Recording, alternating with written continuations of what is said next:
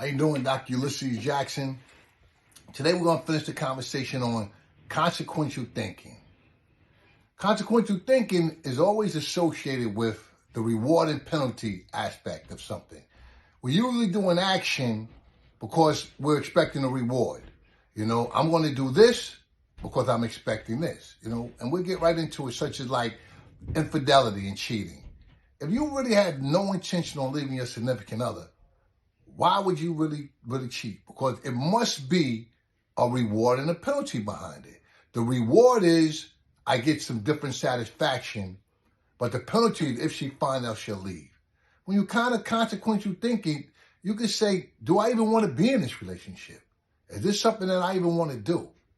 And for those that, have came up, saying they had no other way out and they came from the bottom and they had to sell drugs, I dig it. But understand, for all them big time kilos and them big time drugs that you sell, remember, if you get caught, if your connect is the police, if your boys is the informants, you're going to jail.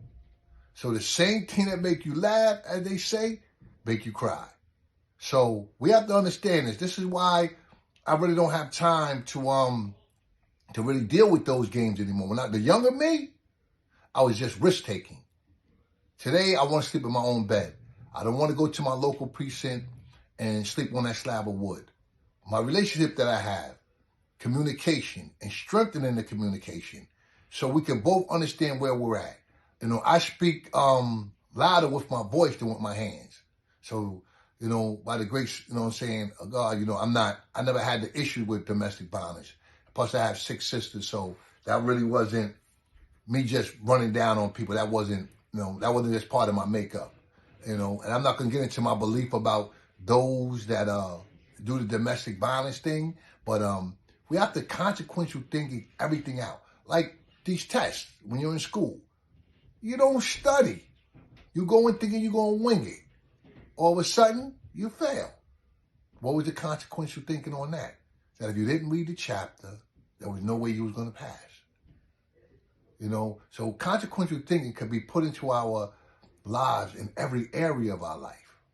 If I wanted some coffee and I don't go to the store and I'm not using my courage and I'm not going to Starbucks, I'm not getting no coffee unless I call somebody.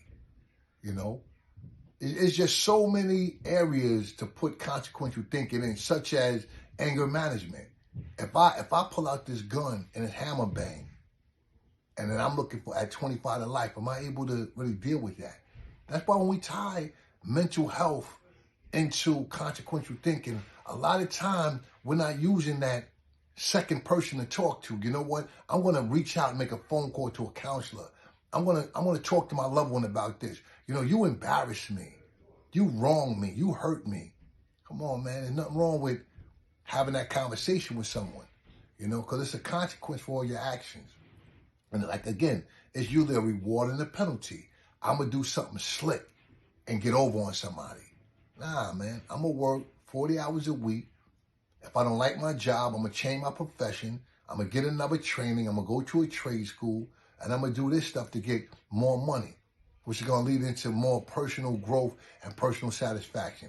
So in every decision that you make, when you're driving your car, do I go left, do I go right? Do I put gas in now or do I put in gas in later? Every decision, think it through. Dr. Ulysses Jackson, Consequential Thinking.